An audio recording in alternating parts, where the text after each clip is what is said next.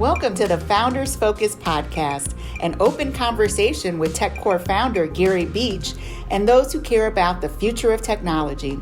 For more than 25 years, Techcorp has worked to ensure K through 12th grade students in the United States have equal access to technology programs, skills, and resources that enhance early learning and prepare them for college or career. Founders Focus invites you along for the journey as we examine technology and how it impacts the way we work and live. Hello and welcome to Techcorp's Founders Focus podcast series. My name is Gary Beach and I am Vice Chair and founder of Techcorp. We're excited today to start a three-part series focusing on corporate America's role in creating a more diverse technology workforce. In this series, we will speak with three technology executives: Jermaine Henson, Vice President for Software Development Services at Nationwide; Greg Tacchetti, Chief Information and Strategy Officer at State Auto Insurance; and Kim Snipes, Executive Vice President, CIO for Consumer and Digital at KeyBank. Why is diversity such an important issue? Research reports reveal companies with more diverse workforces are 1, more productive, 2, more innovative, 3, they more easily attract and retain talent, and 4, they have more satisfied customers. But a recent report from the Equal Employment Opportunity Commission says tech workforces are overwhelmingly white Asian males under the age of 40. Moreover, corporate cultures that are inhospitable to women cause more than 50% of female technology workers to leave the field within 5 years. More has to be done, and thankfully more is being done. And today we conclude our series with part 3, where we're going to talk with Kim Snipes from KeyBank to share ideas on how to create a more diverse technology workforce. So let's get started. Kim Snipes, thank you for joining us today. I'm looking forward to the conversation. Thank you for having me. It's our pleasure. Kim, let's get started by, if you could please explain, you have a fascinating role at KeyBank in terms of being the CIO of Consumer Banking and Digital Technology and Services. That's quite a lot on your plate. Tell us about your role. Sure. It is an exciting role, Gary. I, as you mentioned, am the CIO at KeyBank for their consumer bank, which means all the technologies that you think of that run a consumer bank. So if you think out in the branches, you think the ATM, you think the different core systems that allow you to make loans, that allow you to set up deposit accounts. And then I also have the consumer digital, which means all those digital properties that we leverage to touch and interact with our customers, our consumer customers. All that development and support of those applications happen in my organization. And it is absolutely an exciting and fun job to have. How many folks are on your team?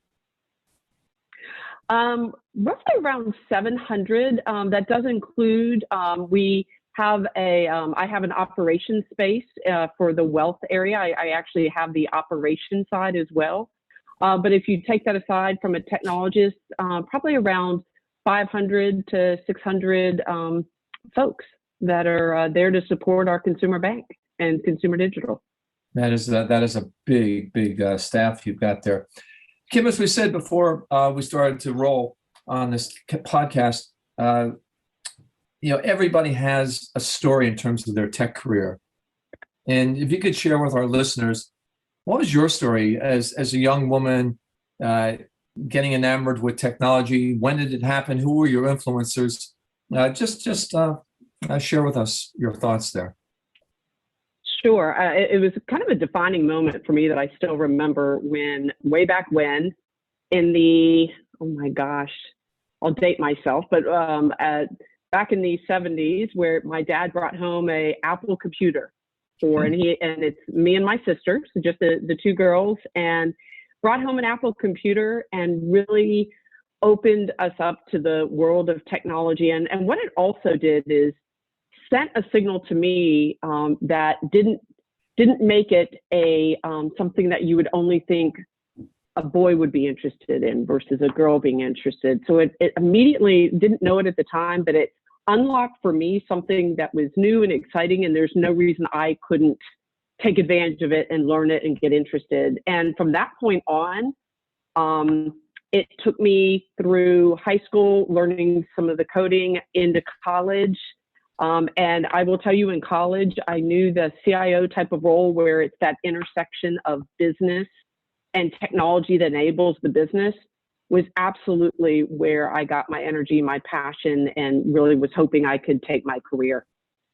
You were way ahead of your time. In fact, one of our other guests was talking about how their parent brought a computer home and they took it apart and they looked at it. And I can remember those days of lugging around an Apple IIe computer, if you could believe it, on a knapsack in the New York City subway system, going down to Penn Station. Wow. But times have changed.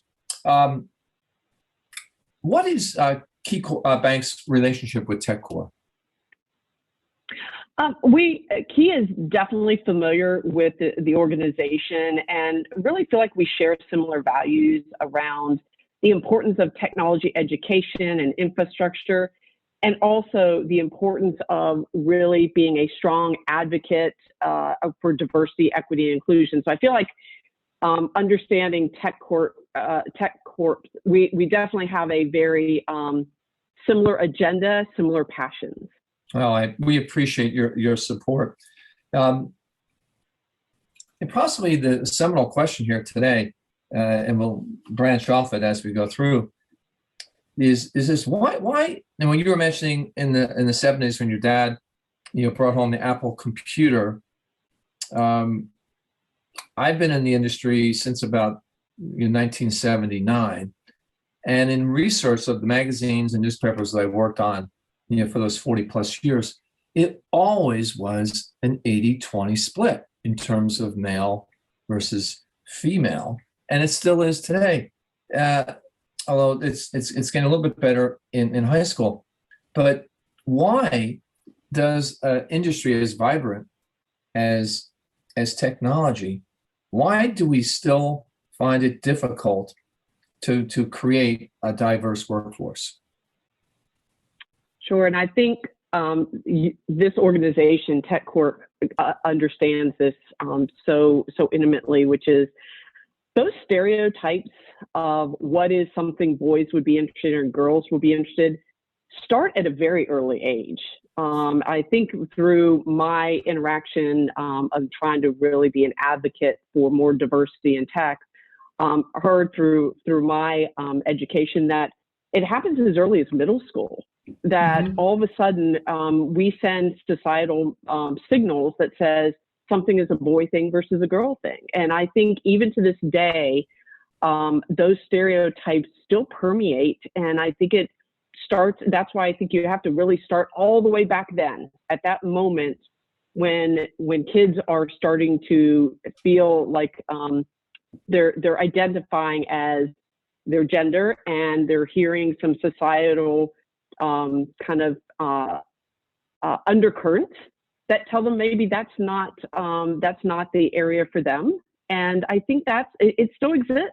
So I think that's part of it. It starts as young as that. You got to get that whole pipeline healthy.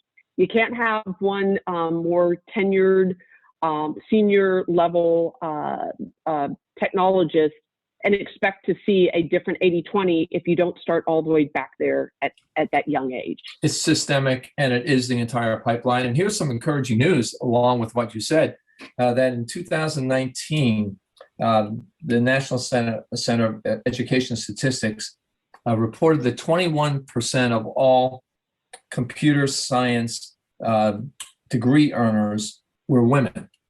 But that gets back into that 80-20 we were just talking about. However, in 2020, the percentage of people taking AP computer science testing was in the mid-30s. So we are making some progress, and that'll I think it'll be on the shoulders. It's such a complex challenge because there's so many stakeholders, in this challenge we have. There's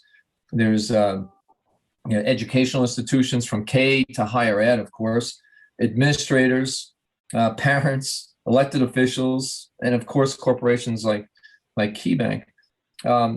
What role should corporations, and really two-part question, Kim, what role should corporations play in making the technology workforce more inclusive?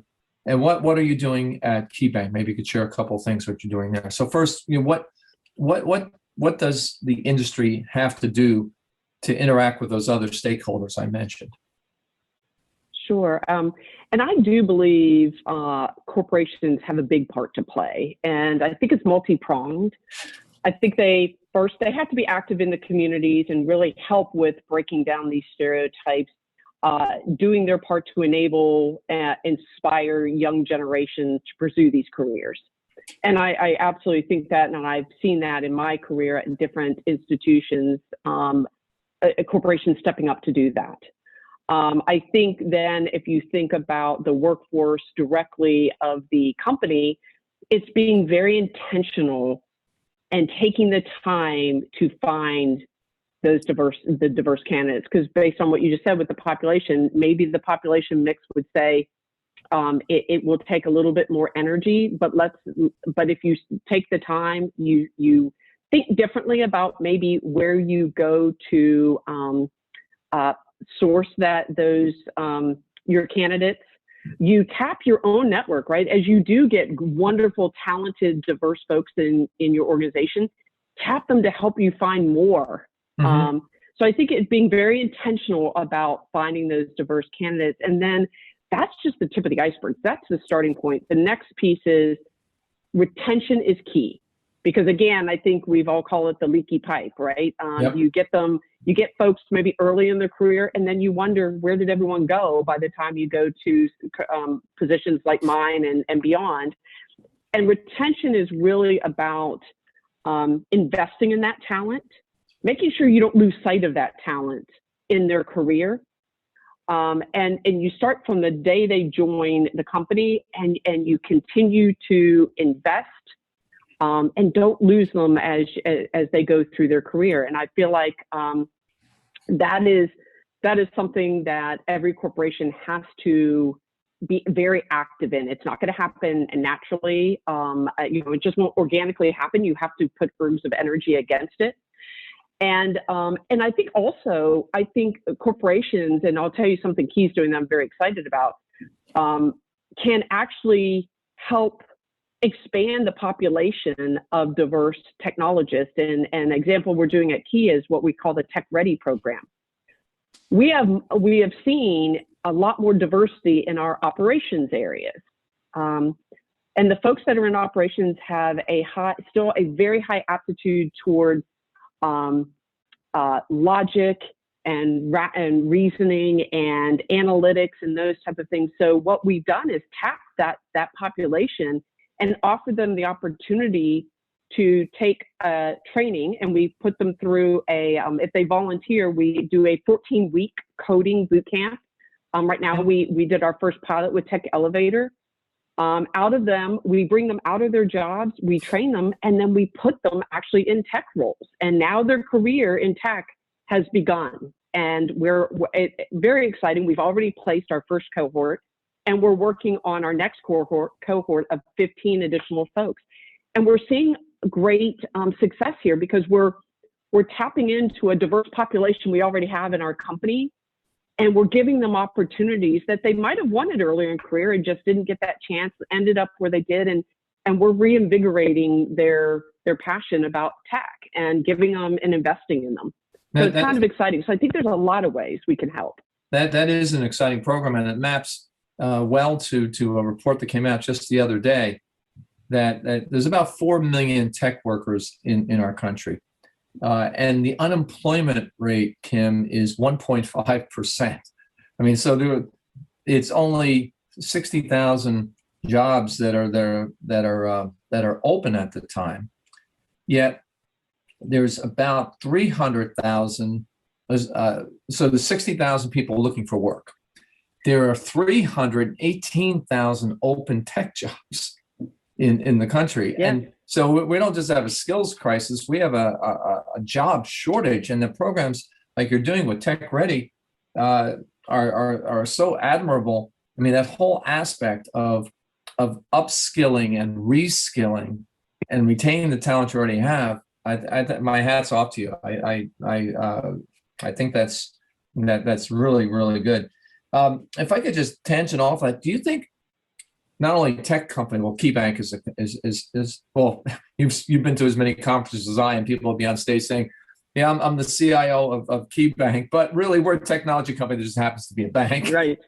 So we're all technology workers. Do you think businesses are too selective when they're doing their normal posting, whether it's on LinkedIn or whatever, the proverbial entry-level job, 5 years of experience needed? Is that pushing aside possible diverse candidates that could come into the pipeline? Absolutely, and that's, I think, why we took the Tech Ready as an acknowledgement of that, right? That there's we all talk about there's the war on talent, Well, if you're going out and trying to find someone completely ready-made for your position, then you and 10 other organizations are all vying for that. But if you can bring someone that has the attitude and the aptitude and maybe something that is foundational to leverage, right, you can invest in them. And what you get by doing that is, one, you will get that technologist you want, and you will get someone that feels a level of loyalty is maybe too strong of a word, but they definitely feel invested in. And so to have a company that you feel like invested in you, you're going to have maybe a different type of longevity with that company than someone that came in and could work there, but could work other places, and maybe they don't feel that same level of investment. So I absolutely feel that that's a big component of how we have to think differently about what we're going out and looking for, and realize, and we have at Key, we also have a program called Future Ready. We acknowledge we're going to have to do the investment and the training. We have an extensive now set of courses and ability and enablement to allow our folks to find their passion in technology, get educated, and be able to look for opportunities. For example, we do gigs, right? So someone that wants to learn about, let's say, RPA, we have the ability to learn about it. And then we have gigs that they can sign up for and start to actually put that to use while they haven't necessarily moved roles yet. So I think that's an example of, again, if I was looking for someone in RPA that had to have 5 years of experience, et cetera, that's one thing. But we're finding amazing talent if you're willing to make some level of investment. Yeah. And my son is, I kid him, he works for a financial services company in Manhattan, and he's into RPA. So his title is Director of Intelligent Operations. So I kid with him and said, do you have a counterpart that's Director of Unintelligent Operations? He laughs at me. And then I said, all right, just, let's move on. But one of the things I was talking, Kim, to somebody last week, and this person was kind of saying that the era of hybrid work might be a way of accelerating the amount of women who either stay in the workforce, the tech, or decide to come into it. So firms that wouldn't have thought of hybrid cultures and are now. Do you have any thoughts on that? I definitely think we've all heard one of the challenges for a lot of times women in the workforce is just this, and I feel it myself as a mother of a 7-year-old daughter, is just that tug and pull of trying to balance your family life and what you may want to aspire in your family life, and also what you want to aspire in your personal life. And that has made, I've met many successful women that said, hey, I tapped out for a while out of my professional, and some are lucky enough to tap back in. Some find it hard to make that journey. And I know COVID, the pandemic, really took a toll also on some families, that the women felt the need to exit the workforce for now, just based on all that was happening because of the pandemic. So I think having that hybrid model and what does that really mean? It means creating an environment that is supportive of women that have that need, are trying to balance. And I think that's an important element here. And I will tell you, for me, it's also, I went on my quest, and I think I finally found it, for that company that has a culture that truly embraces diversity and inclusion. And that means embracing my needs as both a woman and as a professional. So I think it's both. I think it's the right kind of hybrid model, and a culture that really walks the talk. And what would, if a talented, diverse female job candidate was come to sit in your office, what would be the 3 reasons why you would convince her to work at your bank? Oh my gosh. First, and I did this. I was that woman 2.5 years ago when I took my career to Key, and I could tell you the first thing was culture. I believe strongly there's a lot of, you mentioned it, 300,000 wonderful tech jobs out there. There's great jobs, there's not always great cultures. So I think the first thing is, when you're looking at a job and a career, you look for a culture that you feel like can support you. And I will tell you that if you ask me all my questions in my interview, it was to understand that. And Key, under Beth Mooney and now with Chris Gorman, believes strongly in you bring your authentic self to work. And I see it every day. I see the level of camaraderie, collaboration, supporting one another when we need extra help. I witness that every day. So that's one reason I'd say you come to cultures, you leave because of bad cultures. That is definitely one. 2, honestly, the accessibility of leaders, I think, is another important element to why I would say come to Key. At Key, the hierarchy is something that is transparent. You don't see the hierarchy. You have the conversations with different levels of leaders, and it really feels like we're all there for the same goal. And therefore, I feel like the accessibility to any level of leadership, to have conversations, to have an empowered voice that you can raise and say, hey, I wonder why we're doing that, because that doesn't make much sense. Having that, I think, I've heard so many people that have come to work at Key, they said, oh my gosh, it's so refreshing. Like that I actually can have a voice and I can say it at different levels, and it's welcomed. It's actually expected. So it's that. And then it's from a technologist, I'll go from a pure technologist.